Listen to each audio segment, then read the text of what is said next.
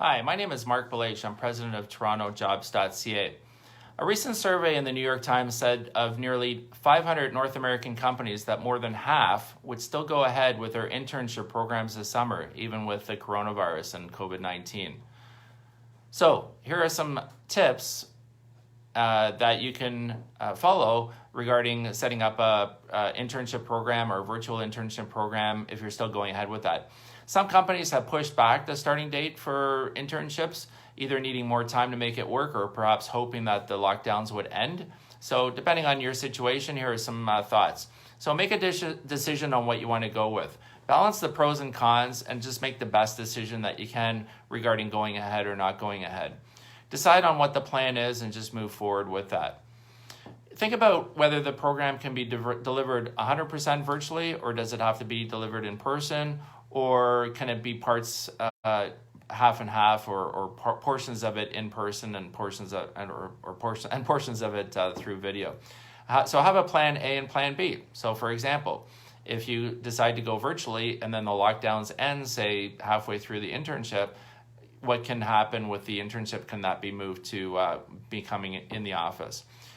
So think about what will happen if you do go through with it and don't go through with it. There are different pros and cons or situations that might come up if you do decide to cancel it. For example, poor goodwill on the part of your company if you cancel an internship that was supposed to start. Perhaps it might not look good for you for the future, but perhaps it might save you some time and training and issues that might come up. But think of the goodwill as well that you may lose if your organization cancels an internship either before or even during the starting point of it. You also should think about how much notice you need to give to the person as well, and how much notice you have. So if an internship doesn't start till next December, you don't need to make a decision now. But if your internship starts in a month from now, then those are when you should think about those the time frame. Also, you should consider about whether the intern can find another suitable role if you cancel the program, just to be fair to them. If you do go ahead with an internship, think about the culture of your team and the division or the organization. How will your culture be impacted by somebody working remotely as an intern? Perhaps you have a team, you've just set them up to work from home or work remotely or whatever the case may be, but now you're bringing in somebody new who's an intern who may not be at the level of the rest of your team. So, how are you going to convey that issue and how are you going to communicate that?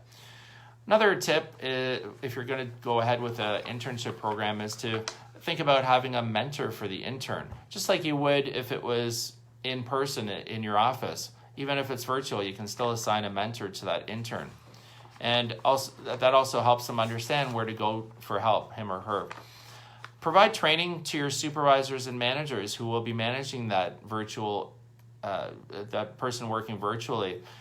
They may not know how to manage that person otherwise, so just give them some tips and training on doing that.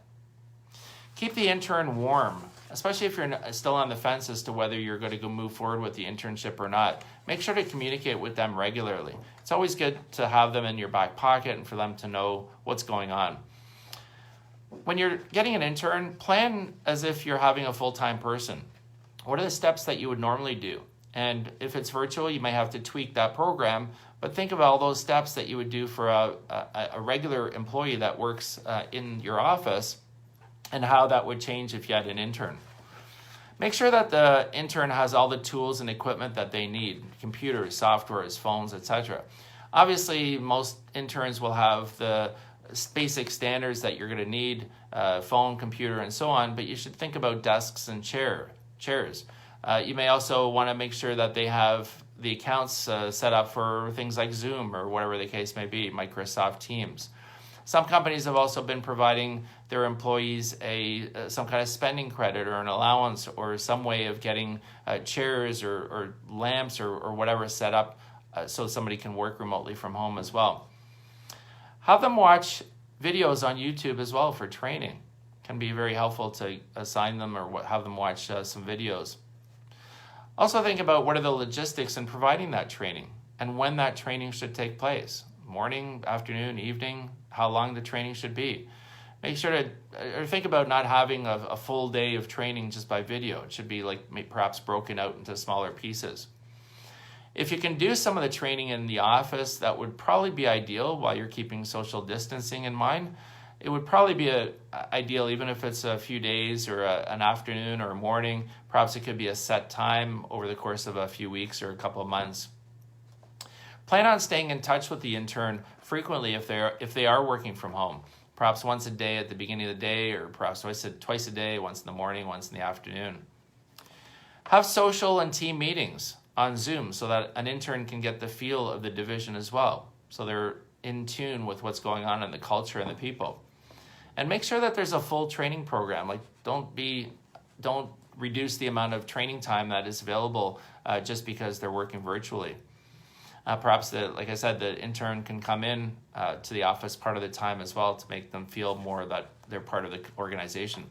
And finally, make sure that you have all the visual technology available for the person, and make sure to test out the equipment. So Zoom, YouTube videos, Microsoft Teams. Make sure that their cameras work, their sound is good, and their cameras are proper and they can be heard, their microphone and so on.